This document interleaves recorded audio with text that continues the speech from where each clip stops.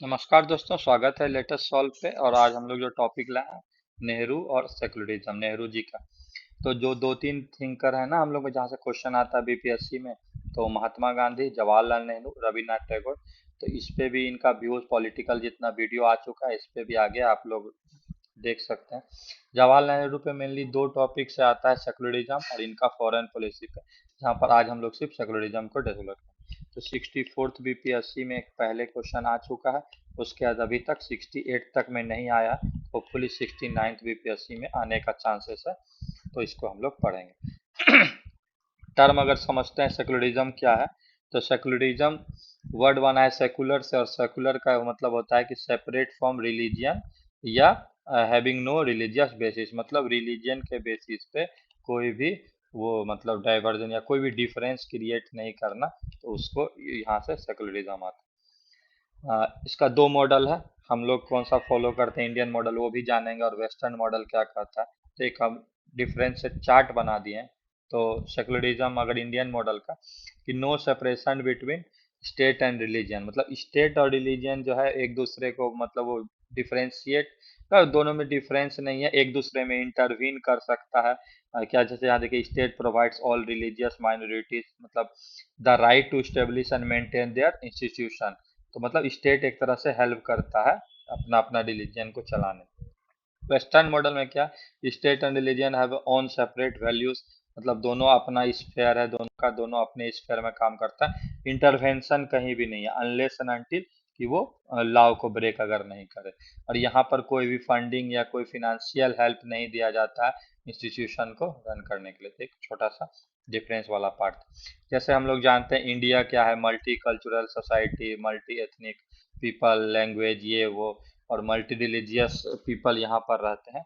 तो यहाँ पर थोड़ा सा मतलब इस तरह से हो सकता है, अगर सही से फॉलो करने के लिए, तो कुछ नेहरू जी का ऐसा उनका था मानना कि यहाँ पर सेकुलरिज्म अगर नहीं फॉलो हुआ तो दिक्कत हो सकता है।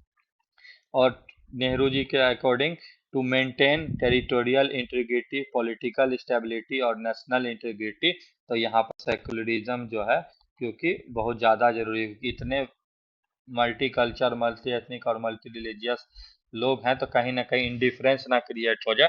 इसलिए अगर इसको फॉलो किया जाएगा तो सब लोग अच्छा से मिलजुल के रह पाएगा, मतलब एक तरह से इंटीग्रिटी बना रहेगा। According to him, secularism does not mean indifference to religion, सारे रिलीजन को इक्वल वैल्यूज और इक्वल सपोर्ट मिले स्टेट से, ये उनका मानना था। लेकिन वो क्रिटिक्स किसके थे, कम्युनलिज्म के, क्योंकि उनको था कि एक छोटा सा स्पार्क भी जो है ना यहाँ पर बहुत ज़्यादा इंडिफरेंस क्रिएट कर सकता है, और कम्युनलिज्म मतलब एक दूसरे में फाइट क्रिएट कर सकता है।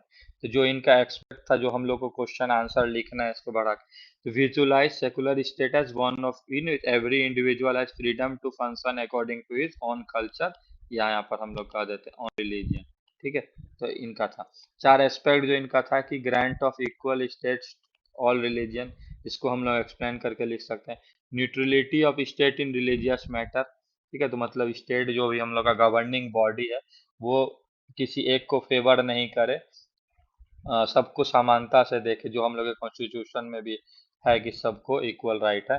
Mental attitude of majority towards minority, मतलब मेजोरिटी जो सोसाइटी है उसका माइनॉरिटी के तरफ क्या मतलब व्यू है, कैसा अप्रोच है, इसके बारे में अच्छा होगा तो अच्छा होगा।